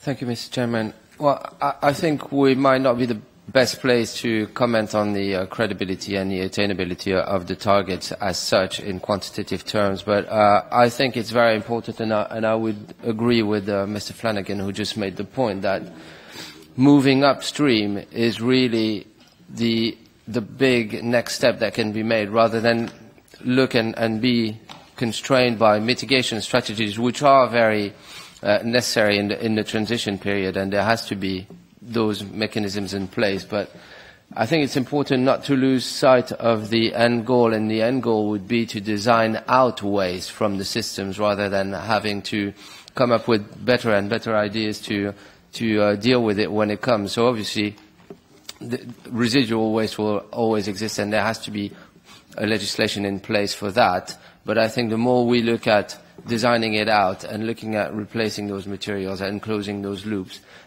that's the way forward as far as the circular economy is concerned. Mr. Kurt.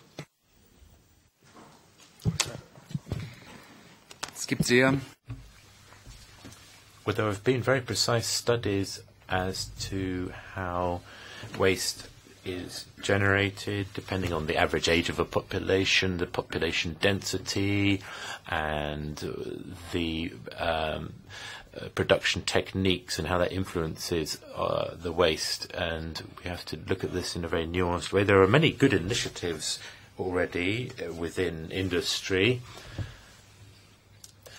to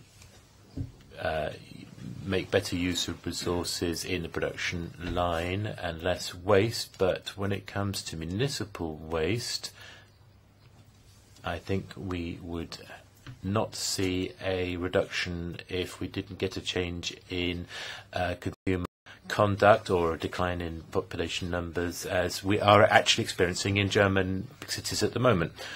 So that's the first thing. Secondly, the quality of recycling depends on us as early as possible being able to separate out as much or sort as much as possible. There have been investigations on quantity, and if you can try and get the sorting system as close to the house as possible, if you can get citizens to accept it, so you collect, you don't.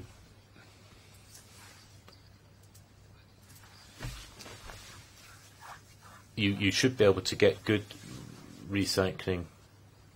People are saying that if you collect all in one lot, then that's going to work, but we don't believe that. On the credibility of the targets, and indeed, this is something to investigate in future, in very close future, before adopting all this.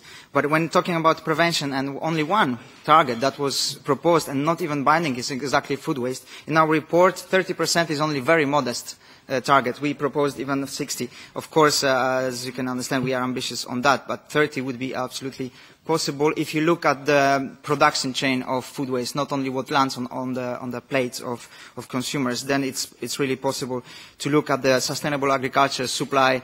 And what was missing also in the package of circular economy was the sustainable food consumption paper, which was blocked by the Secretariat General.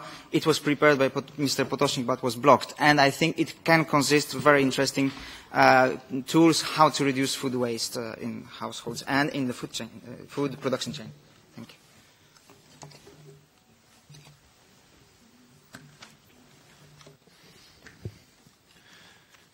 Noi riteniamo innanzitutto che Well, we feel, above all, that when you talk about prevention, you are asserting a very important principle for an efficient management of resources.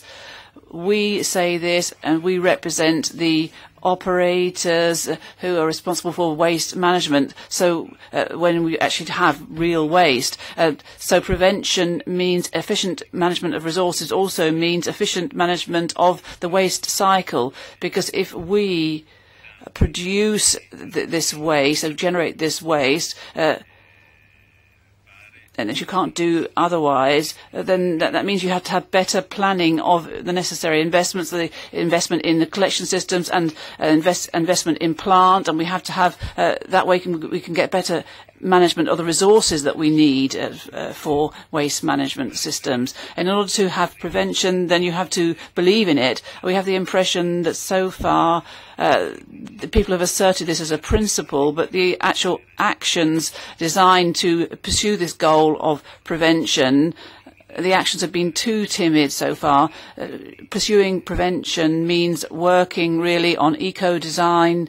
It means establishing rules, major and ambitious and feasible rules on extended producer responsibility, and at that point perhaps then we would be able to better work out, better calculate the targets, better graduate the targets. And in Italy, for years now, that because of the economic crisis, there has been a considerable reduction in the generation of waste. So it wasn't a virtual cycle. It was just a result of the economic crisis. But there was a decoupling, a reverse decoupling, if you like. There was a greater reduction in the GDP than there was in the reduction in waste. So we were a long way from having efficient waste management. So the targets established can be achieved, but before we establish targets and calculate them, we should be more aware and more decisive, and more aware about the action we need to adopt, more decisive in adopting action. Mrs. Janssens. Thank you. I think on prevention, it is important, and there's a clear business case for prevention as well. I can tell you with the supply chain collaboration, brand owners or packaging users will not pay a penny more for packaging than they need, especially with the current material prices. And of course, the supply chain or the European members are also committed to look at their design and to make sure that actually their design for packaging or packaging can also help to prevent waste, can help to prevent product waste or food waste in that area.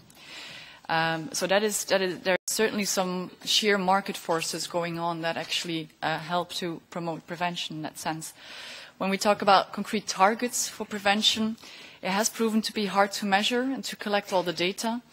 And that is also why with the current review and legislation we have, we wanted to invest more in recycling and how to increase those recycling targets with, first of all, set a clear measurement and baseline for recycling, get the methodology right, have a clear framework for EPR that will make sure that there is better collection and more sorting for used packaging, and that will increase recycling rates, and it's also a prevention measure in that sense.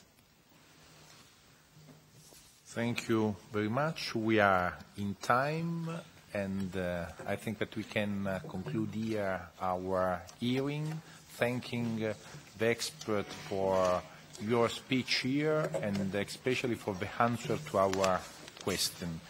At this point, I have only to add that the next meeting of ENVI Committee will be on the 27th of January in the afternoon, and on the 29th of January we have one session in the morning and one in the afternoon. Thank you very much, and good lunch.